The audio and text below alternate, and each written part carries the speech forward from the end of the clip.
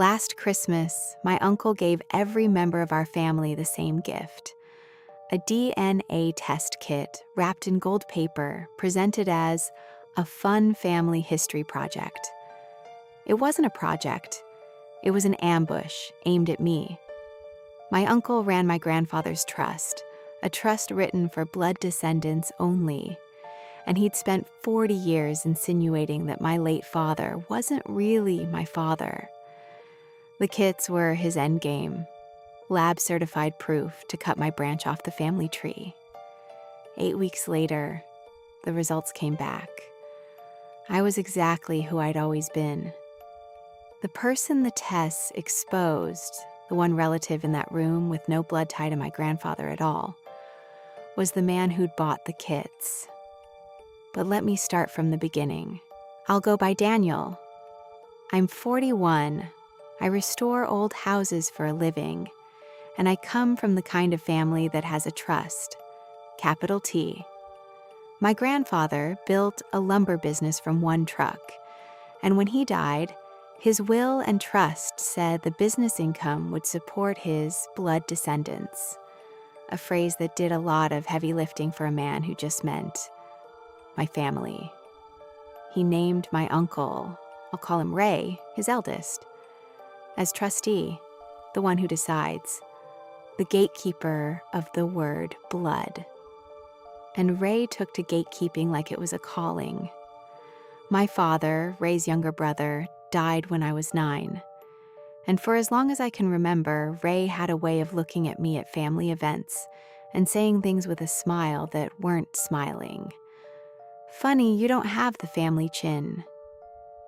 Your mother sure was popular back in the day. I grew up half believing there was an asterisk on my birth certificate that everyone could see but me. If you've ever been the family's designated question mark, you know. You don't need proof to feel provisional. Hold on to the word blood. Ray sharpened it for 40 years. He should have checked which way it was pointing. To understand the ambush, you need to know what the trust meant in practice. Every year, Ray decided distributions. Cousins got help with tuition, down payments, medical bills. My mother, a widow raising me on a teacher's salary, applied twice in the lean years. Denied twice. Documentation concerns. When I asked for nothing and built my restoration business with a bank loan at 9%, Ray toasted my independent spirit at Thanksgiving. That's the con, by the way, and note it. He starved my branch for decades using a suspicion he never had to prove, because as trustee, he never had to prove anything. The insinuation was the paperwork. Then, 2 Christmases ago, my cousin Erin, Ray's own daughter, and the family's actual historian, casually asked Ray at dinner why the trust books had never once been shared with the beneficiaries. Ray laughed it off. But something shifted in him after that. Gatekeepers can smell an audit coming. And I believe I can't prove, but I believe that's the moment he decided to change the subject permanently. Because what's a better distraction from where did the money go than who really belongs here? So, last Christmas, gold paper, matching bows, 1 kit per person, Ray beaming like a game show host. A fun family history project. We'll all do them together, no exceptions. He said no exceptions, looking directly at me. And the room did that thing where everyone suddenly finds their drink fascinating. My mother, 72 years old, went pale at a Christmas party over a cardboard box because she'd endured 40 years of the same insinuation. And I want to sit in this feeling with you because it's the cruelest part. I knew my father. I have his hands. I have his terrible singing voice, and I still felt fear spitting into that tube. That's what 40 years of a whisper campaign does. It makes you doubt your own mirror.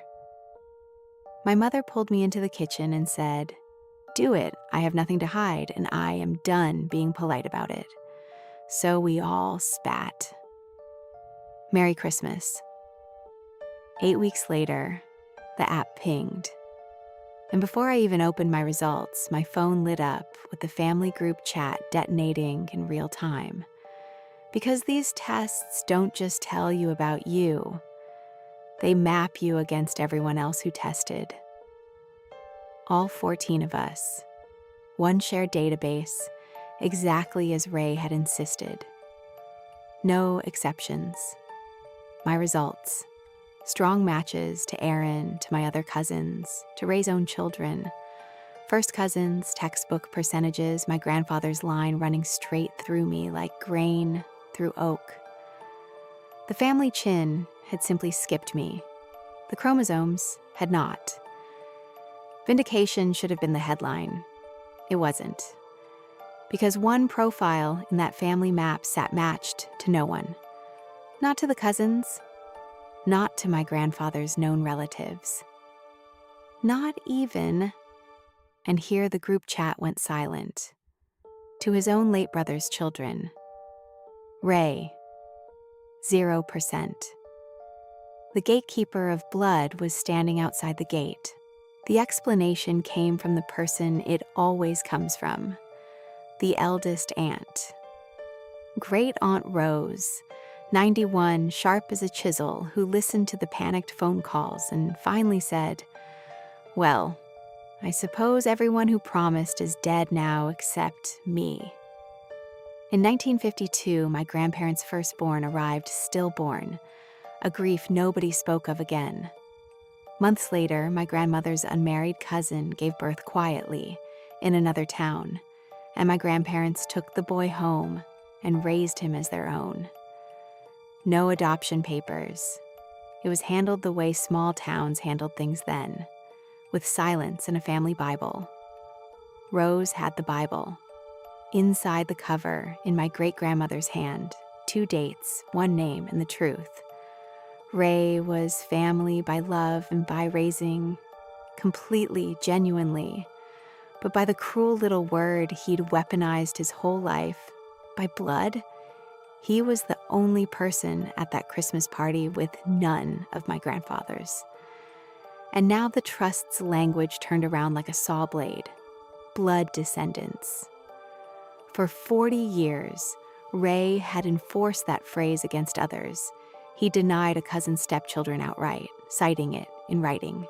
His own precedent, his own standard. Applied to his own DNA, it didn't just embarrass him. It arguably meant he'd never been an eligible beneficiary at all, while deciding everyone else's eligibility. And here's where I pause, because this one isn't like our other stories, and I want your honest answer in the comments right now. Ray didn't know. He was a victim of the same lie he'd have been the first to weaponize. Does that buy him mercy? Or does 40 years of aiming that word at a 9-year-old's memory of his father cancel it out? Sit with it. The family had to. What happened next happened fast because Erin, remember the daughter who'd asked about the books, finally got her audit. With Ray's authority suddenly radioactive, the beneficiaries jointly demanded a full accounting, which is a right my mother never knew she had. The books came back, let's say artisanal. No stolen millions, but decades of self-dealing around the edges. The trust quietly covering Ray's property taxes, his administrative fees growing like ivy, and distributions that tracked loyalty, not need. My mother's 2 denials sat in the file with no documentation problem at all. Just a sticky note in Ray's writing. Revisit paternity question. A sticky note. 40 years of my mother's reputation held hostage by a sticky note. That was the end of the debate. The beneficiaries voted, the lawyers moved. And Ray was removed as trustee. Not for his DNA in the end, but for his bookkeeping. A professional trust company runs it now. My mother received, with interest, the 2 distributions she'd been denied in the lean years. She used part of it to repaint the house my father built, the one I'd learned restoration on. Some justice comes full circle. Some comes with a fresh coat of primer. And Ray? Here's your twist. And it's not the one revenge stories usually serve. The family split over him. Some cousins wanted the blood clause enforced against him to the letter, poetic and pitiless. And the deciding voice, because by then everyone was oddly looking at me, was mine. I thought about my father's hands, and a 9-year-old at a funeral and 40 years of that smiling word. And then I thought about a baby in 1952 that 2 grieving people chose to love. I voted to have the trust formally amended.